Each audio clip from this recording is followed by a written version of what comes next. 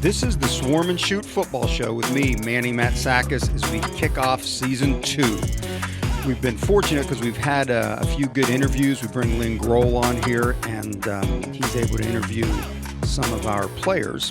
And we've got a lot coming up in this upcoming season. And this Swarm and Shoot football show is brought to you by Big B Coffee, which I've got right here. And it's right across campus here on North Clinton Street. Get the finest coffee beverages in Defiance, as well as great pastries and breakfast sandwiches to start off your day. And for most of us, we also get a pick-me-up in the afternoon by heading across the street to see Sue and everybody over at Big B Coffee. I'd also like to thank our sponsor, BSN Sports. Rob Held, Jim Garris, and the crew over here, the sales team, are the professionals that you definitely need to get in touch with to get your gear.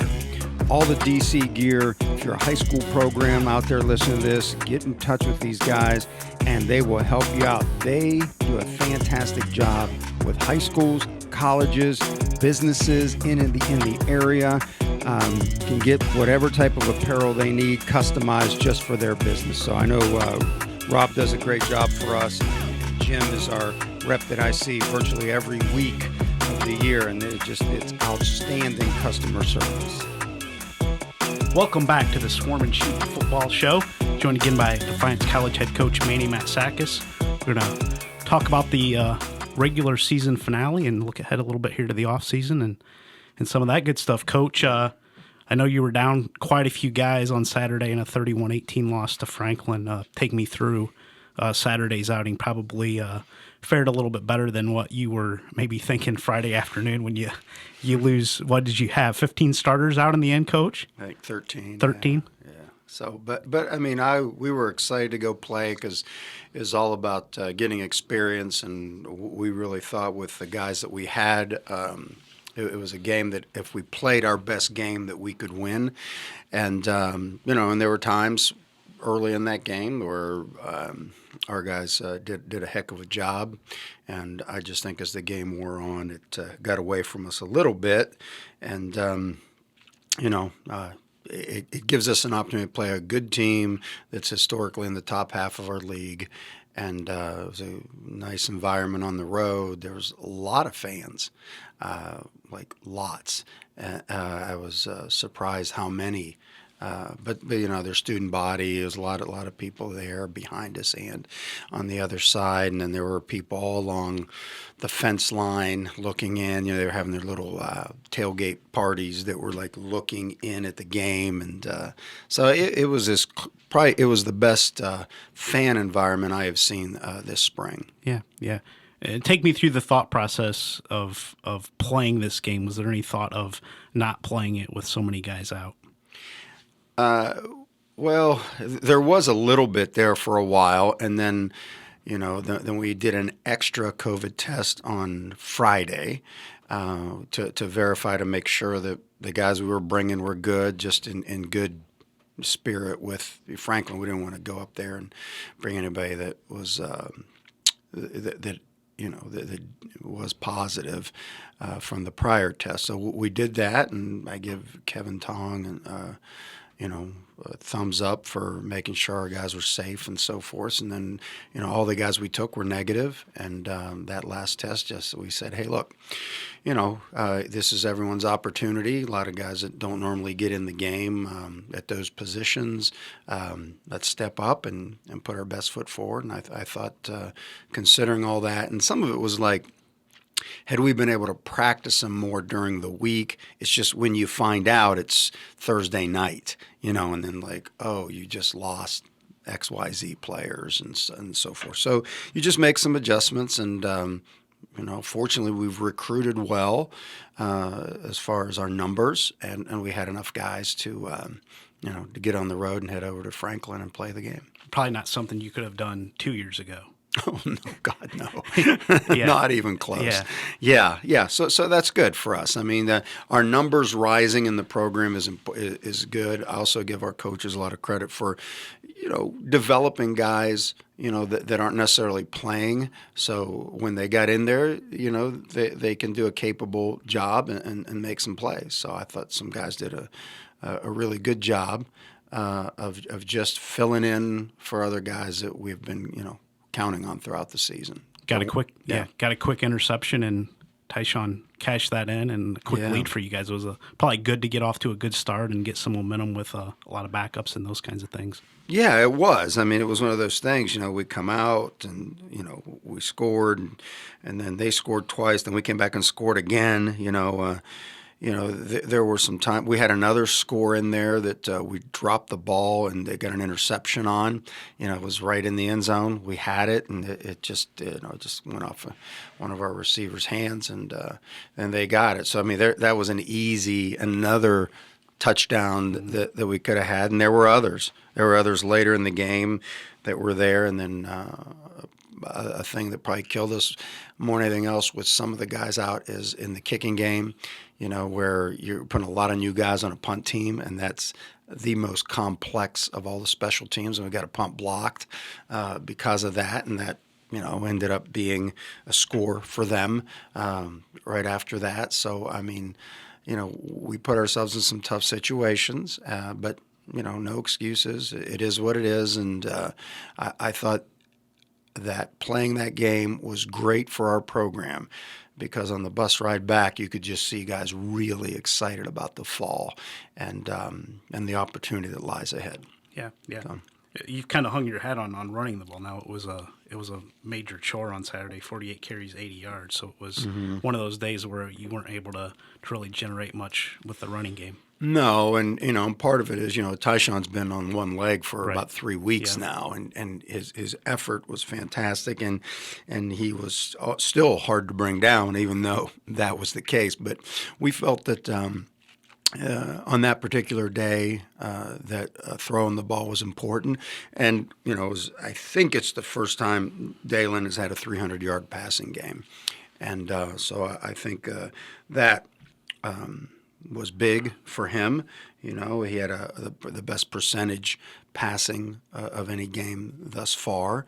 I mean, he did a really good job, and his big play maker was Anthony Amison, who had 6 receptions for 143 yards, and we haven't had that either in the passing game. So I thought that group did a really, really admirable job, because you're sitting there, and I mean, you can look out there and you say, well, Terry Geiger's not out there, Jelani Hall's not out, and it goes on and on. Yeah, I mean, the list of receivers that were the guys early in the year due to COVID or what injury, like Ronald Wu. You look at, Amin Shaheed. A lot of really good players that just other young guys had to step up, and I think Tyler Boland did a heck of a job developing his crew, so the next guys were truly next man up and got in there, and we got some good production out of those young receivers. Yeah, 4 guys with 4 or more catchers. He talked about Anthony with 6 for 143, and then 3 other guys with 4 or more. So it wasn't just a one-man show that Dalen was throwing to. He was chucking it all around. Yeah, there's no doubt. Salah Edwards, or Slim as we call him, he had some really good plays. Machari had a touchdown and some big plays as well. And Mike Martin, who has been real steady for us, the other slot receiver. I'm very pleased with his progress in the second half of the season. It's just like nothing phases him. He just keeps making plays. And so it is the future's bright with not just the receiver core. I just think the whole team now, it's pretty good. The receivers are just, you have a loaded group there. It's a good problem to have. It's going to be hard to get everybody the ball this fall, though, Coach. It is, but, fortunately we play with 4 wideouts, and, and then, when we get all, the backs going like they can go, I mean, Zay wasn't able to play this week either. He's had a couple huge games the last few weeks, and then, just some other guys had to step up and do their role there. But that's the offensive side. The thing that probably gets me the most right now is, red zone. Twice we weren't able to score in there, and we're in the red zone out of 4 attempts. And, worst case scenario, if you got a field goal kicker, you're going to come out with 6 points right there because they were short field goals. Yeah. So, that's a big priority. And later on, we'll talk about recruiting at another podcast. But, we get more calls from kickers out there than any other position of guys that are seeing like, oh my, these guys are really improving. And I want to be part of that because, being able to kick off is crucial because it helps your defense because they don't have to go. They have to go a lot further to score. So and people don't get long sustained drives very often on our defense. So I'm excited of some of these guys we're on at that particular position. Franklin had thrown the ball all over everybody this season. They pretty much shut them down, 12 of 26 for just 205 yards, something that they haven't really seen. Oh, yeah. And I'll tell you that our secondary and Javon has done a great job developing those guys, really stepped up. It also helped to have the pressure up front. I mean, you start looking at, some of the guys in there that played really well up front. Rigo did a good job. Once again, we've got Richard Pope playing great. He was a force in and of himself, making plays, and I just think, he's able to sack guys and cause problems and so forth. So I think, there are some really, really capable guys, and all those guys I'm talking about are back in the fall. I mean, there's nobody I just mentioned. Some of them have 2-3 more years to play, so it's exciting.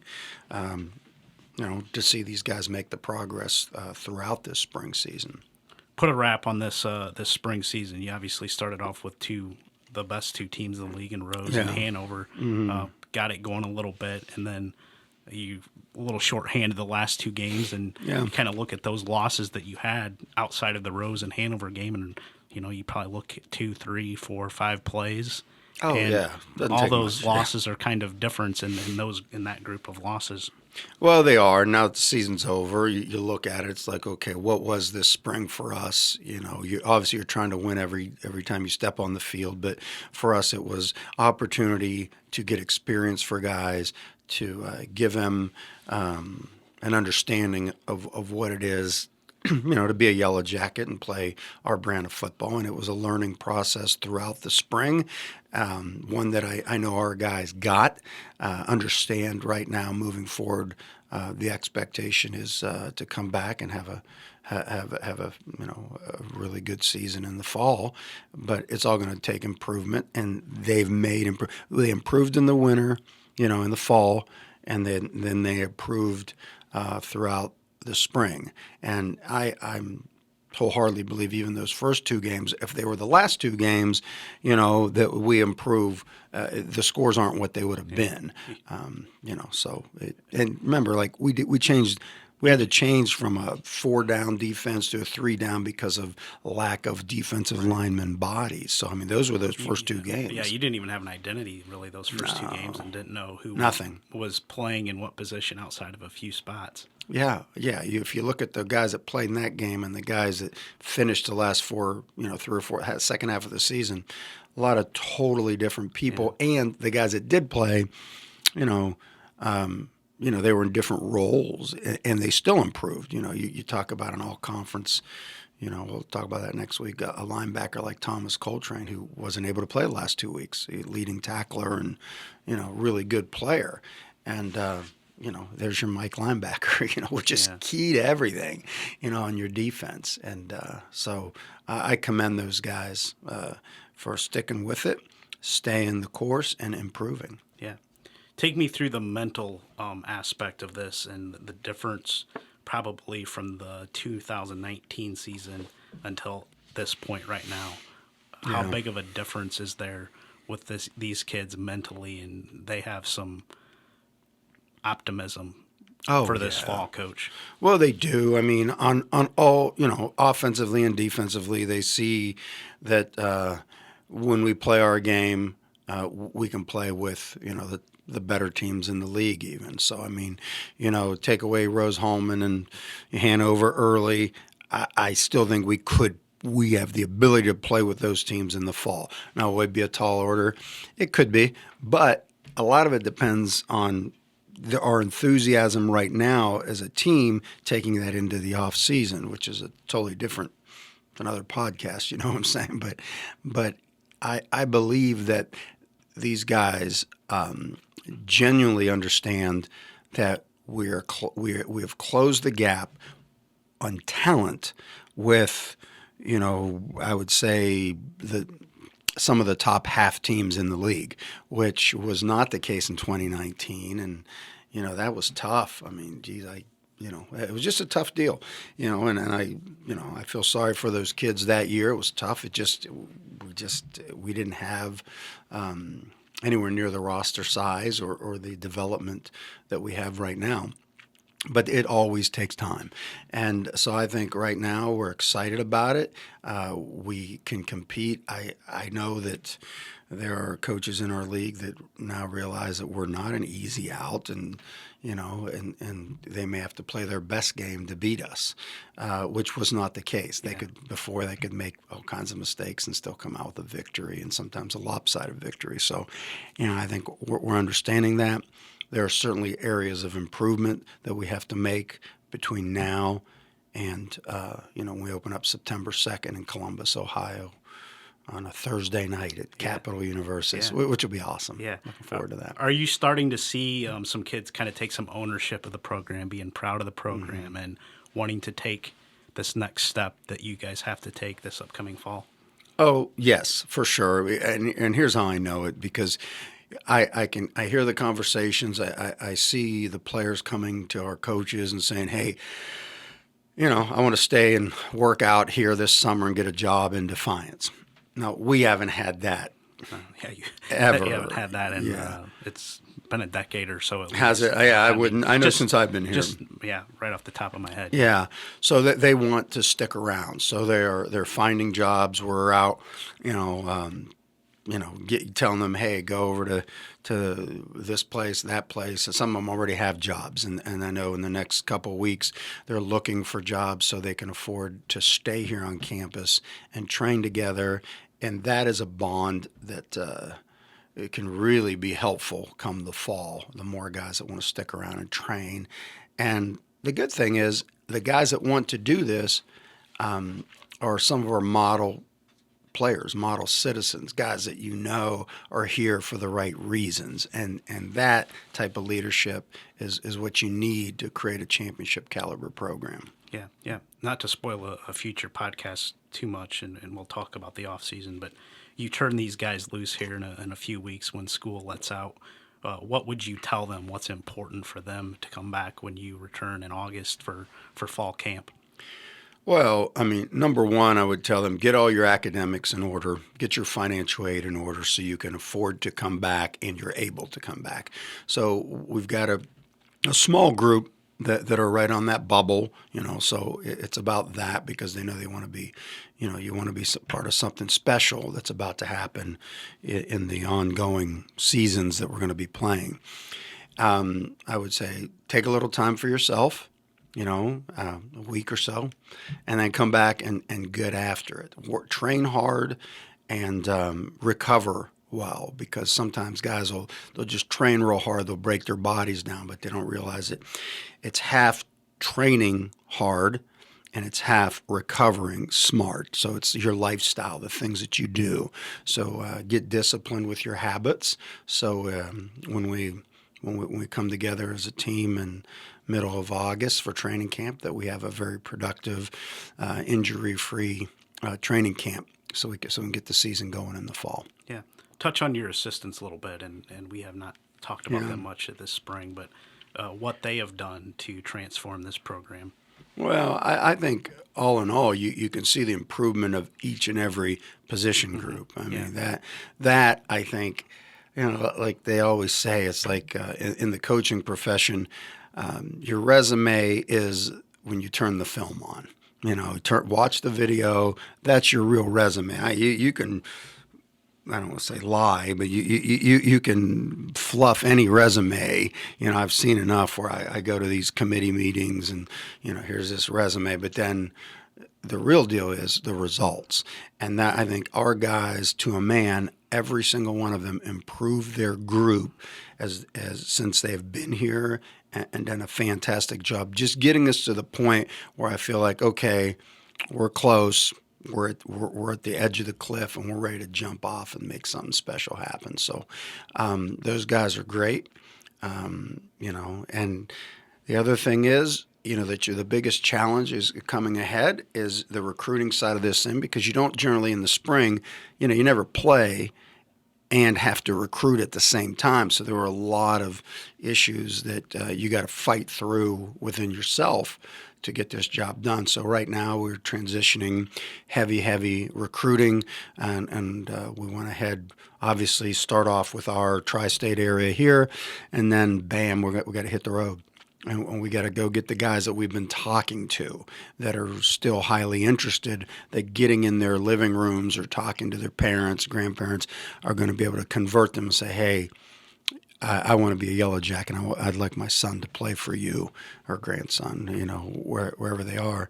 And that is the most important role at this point of the year for our coaches.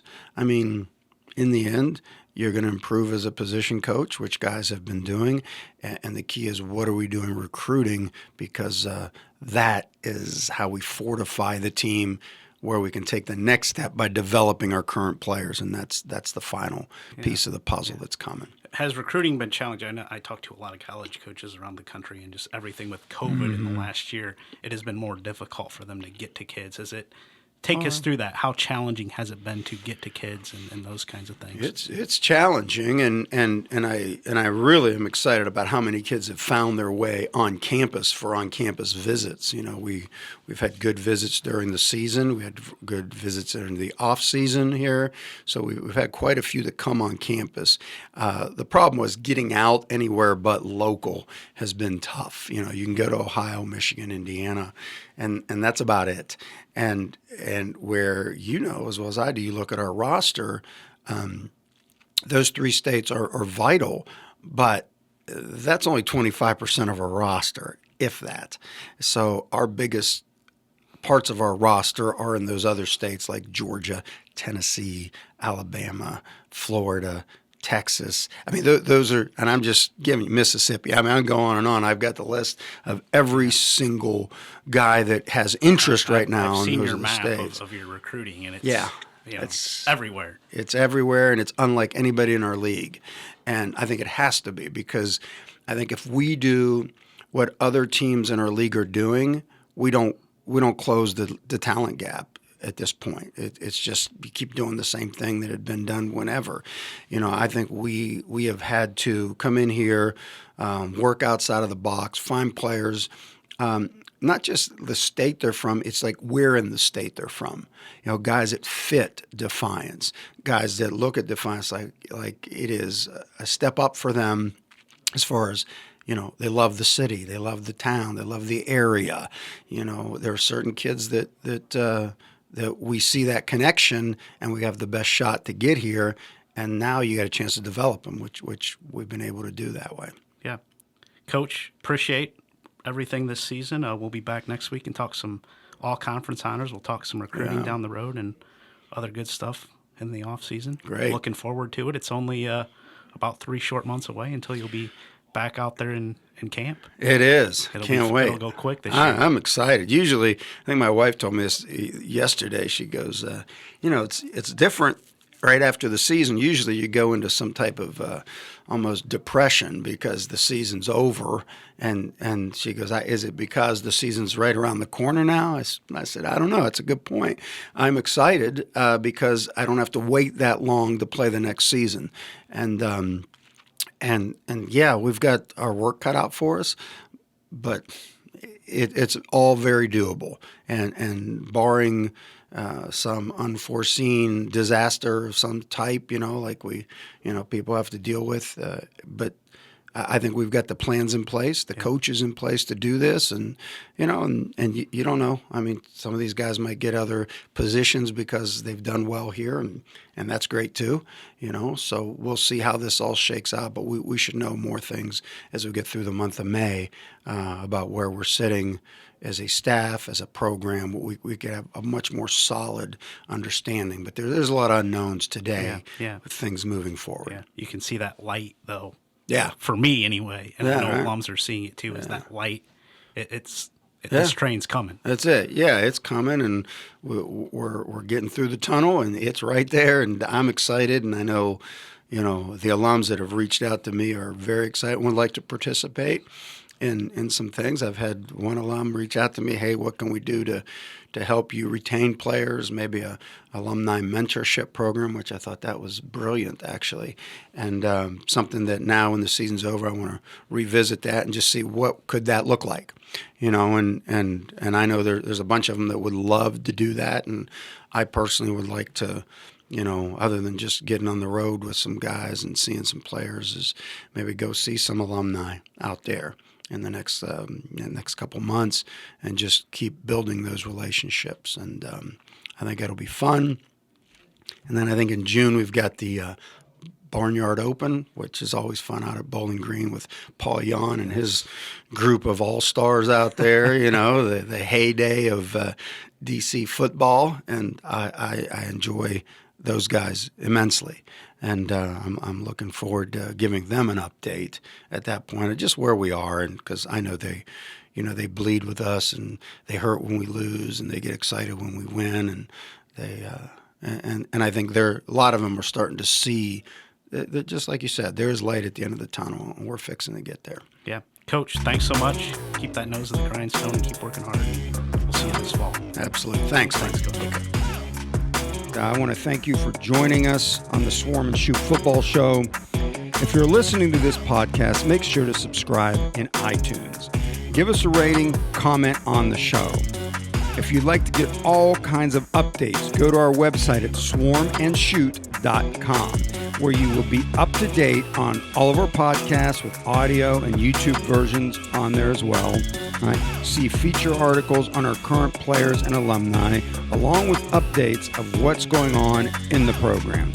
Take a minute and subscribe with your email to receive these regular alerts every time we update the website.